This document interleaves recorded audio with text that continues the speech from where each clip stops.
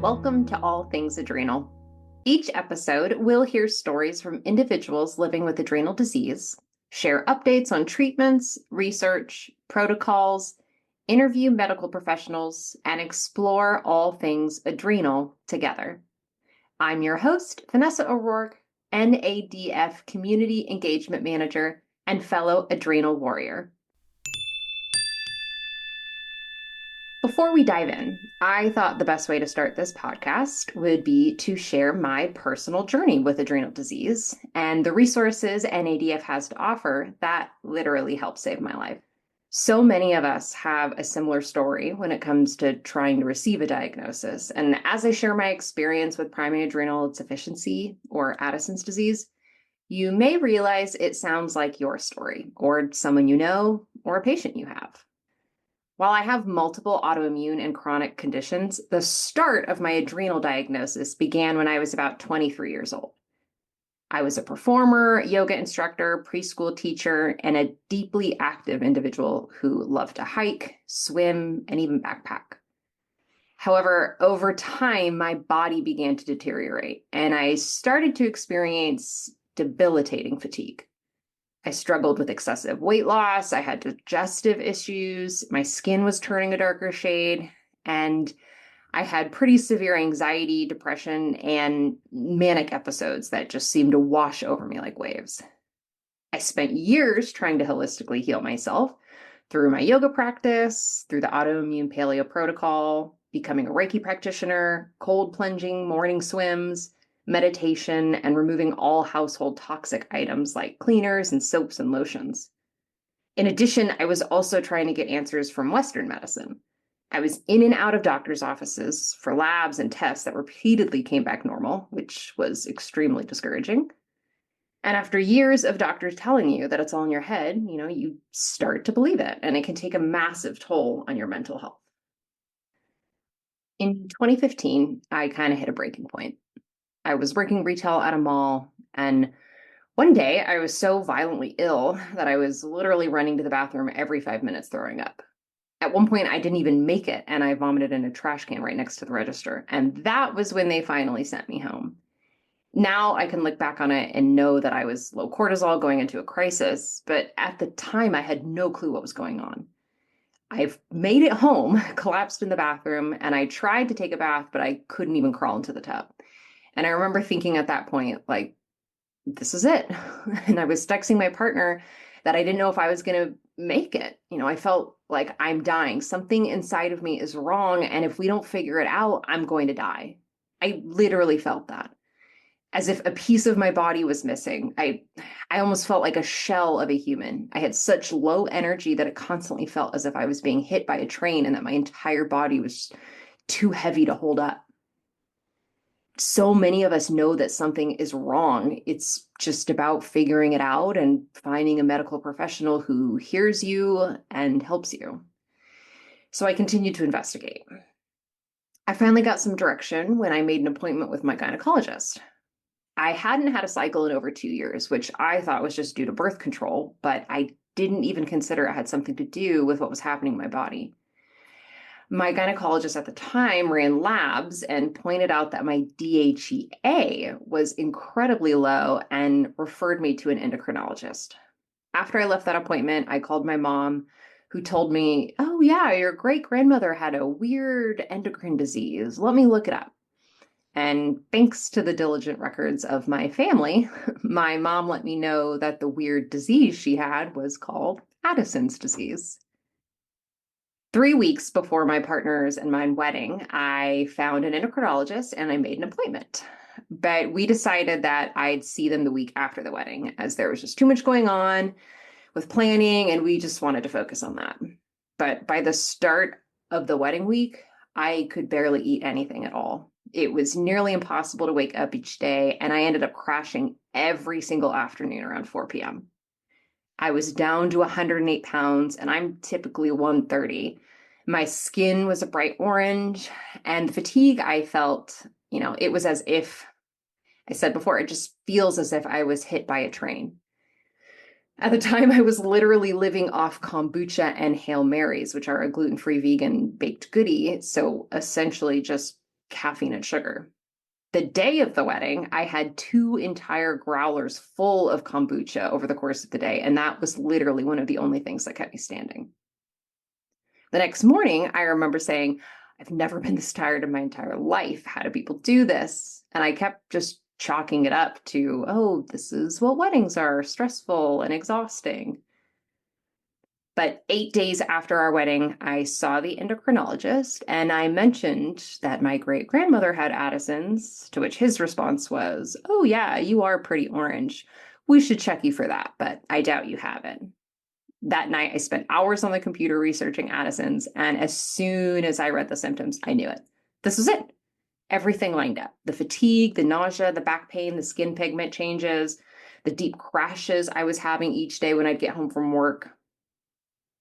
As soon as I had my labs done the next day, they diagnosed me with Addison's. Now, Addison's disease is a severe or total deficiency of the hormones made in the adrenal cortex caused by its destruction.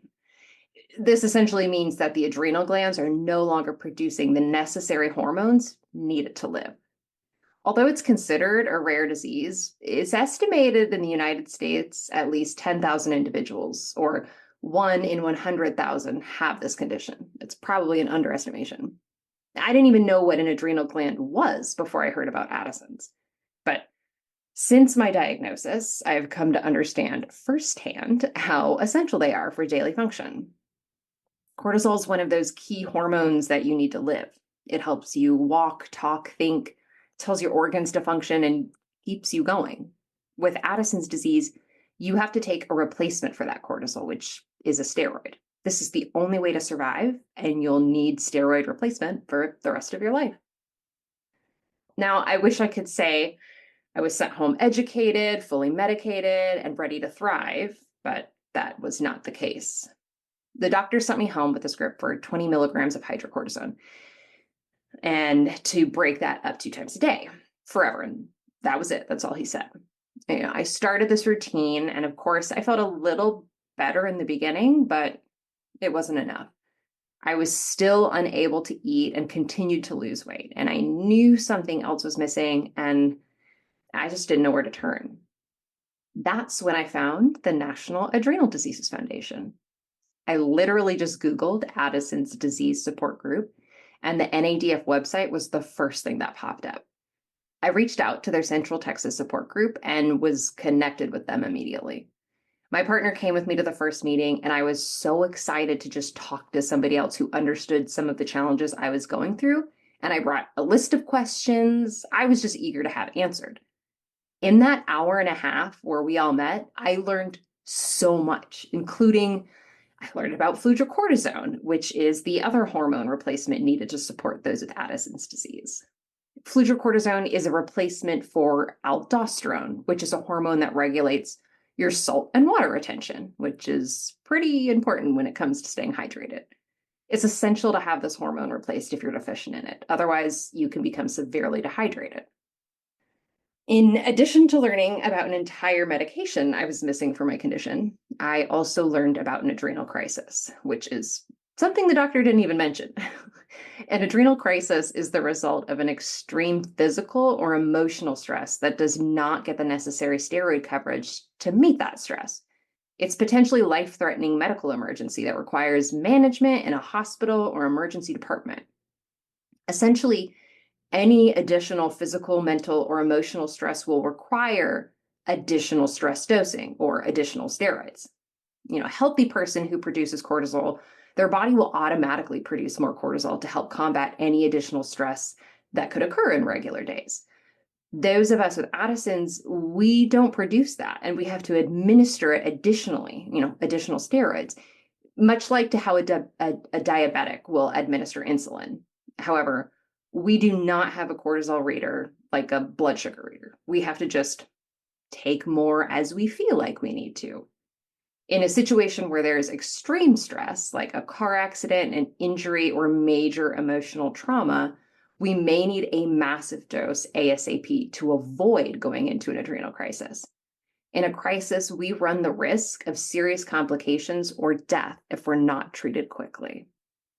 Typical symptoms of an adrenal crisis are severe drop in blood pressure, causing dizziness, lightheadedness, and possibly loss of consciousness, nausea, vomiting, confusion, lethargy, muscle weakness, cramps, and headaches. An adrenal crisis is treated with an emergency injection of 100 milligrams of solucorticosteroid, and then it's recommended to go to the hospital to receive follow-up treatment of an IV of additional steroid. It's a key part of this disease and a serious life or death situation that my doctor didn't even bring up. This was huge information to leave out. At that support group meeting, I also learned about an emergency injection kit, which is what you use during an adrenal crisis, and the importance of medical alert jewelry. These literally save people's lives, and the fact that I didn't have them on me was deeply terrifying. I also learned about DHEA, which is the quality of life hormone, and other things that individuals may include in their care with Addison's. Doctors call DHEA a not necessary for treatment, yet it can give you a better quality of life, including more energy, balancing your mood, which is kind of important in my opinion. Think of a car. If your body is the car, the adrenal glands are the gas tank. Those of us with Addison's, we have a huge hole in our gas tank. It's not something that we can patch up, so we have to continually add gas to the tank in order to keep functioning, aka steroids. DHEA is kind of like the air conditioning or the heater. It's not required to drive, but it's going to make the journey much more tolerable. As soon as I left that meeting, I followed up with my endocrinologist. And while he did prescribe all the medication I requested, I still received such poor care and management. He accidentally prescribed me 10 times the amount of DHEA than he meant to. So for about a month, I was taking about 200 milligrams a day, which gave me incredibly oily, rashy, and itchy skin and kept me up for about 24 hours. I was able to get about 30 minutes each night, and I legitimately felt like I was losing my mind. I was in such poor health that I actually reached out to the Rochester Mayo Clinic because they're the endocrinology hub, and they followed up with me immediately and requested that I come to the clinic. So I got a one-way ticket and traveled with my mom, and I was able to get in with Dr. Irina Bankos. And within 24 hours, they realized I was on way too high of a dose of DHEA. They split up my hydrocortisone into 3 doses, not 2. And not only did they train me on and teach me about an emergency injection, they gave me a kit and an educational DVD, as well as resources on how to live with the condition. And I finally felt like I had all the information and support that I needed thanks to NADF and the Mayo Clinic. Sure, Addison's disease and navigating chronic illness isn't linear, and there are plenty of ups and downs that we have experienced, and I experience daily. But since finding these resources, community, and support I need to move forward, it has been much more manageable. Ever since I was able to stabilize and better support myself with managing my Addison's, I've been very passionate about helping others who are newly diagnosed and struggling with their condition. I started a YouTube channel shortly after being diagnosed because I wanted to connect with others and help those who were going through some of the same challenges. In 2020, NADF reached out and asked me if I would join their team to help others like myself and those impacted with adrenal disease. I'm so thankful to not only have found NADF, but to also be a part of an organization that helps others each and every day. So, what does the National Adrenal Diseases Foundation have to offer outside of support groups? Everything. Emergency documents, medical protocol, information about testing, resources for medical professionals, and educational material for medical professionals and those impacted by adrenal disease. The foundation was formed in 1985 by a young couple as a result of their experiences with Addison's disease. At the time, there was no organization established to provide any kind of guidance and information about life with adrenal insufficiency. There was no way to contact others who shared this illness, and the foundation was incorporated in New York State in 1985, and the name was later changed to the National Adrenal Diseases Foundation to include individuals suffering from related diseases like Cushing's syndrome, congenital adrenal hyperplasia, and pheochromocytoma.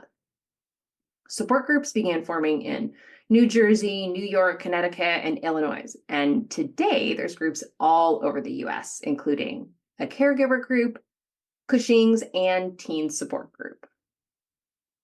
As a result of the dedication of the board of directors, officers, and members of NADF, patients with adrenal diseases now have a resource for their physical and mental health questions. The newly diagnosed can look to NADF for information from its newly diagnosed page, as well as the facts you need to know pamphlets. Anyone wishing to find support and share experiences with others can participate in numerous support groups throughout the country, or can join an online discussion on the NADF Inspire website, nadf.inspire.com. Even endocrinologists can stay informed through the efforts of the foundation with NADF's professional membership. Information is available on the NADF website on several adrenal diseases, along with links to resources provided by other organizations. There's educational videos, webinars, and regularly updated list of patient-recommended medical professionals that other members have worked with. If you, someone you love, or a patient you have is impacted by adrenal disease, share the many resources NADF has to offer at nadf.us, or share this podcast with the hope that it helps others and lets them know that they are not alone.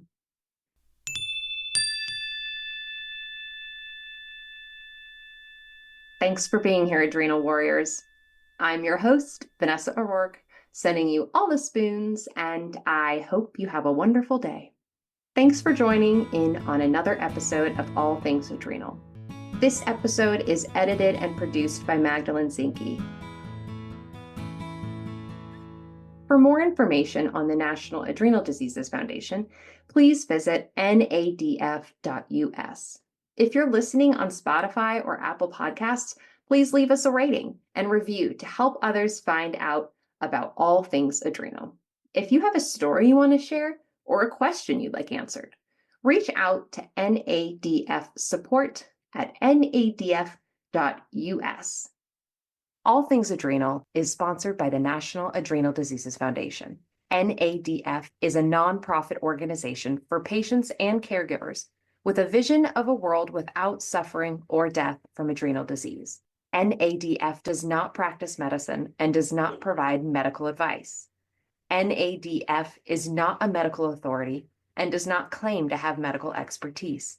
This information shared in this podcast is for educational purposes only and should not be considered medical advice.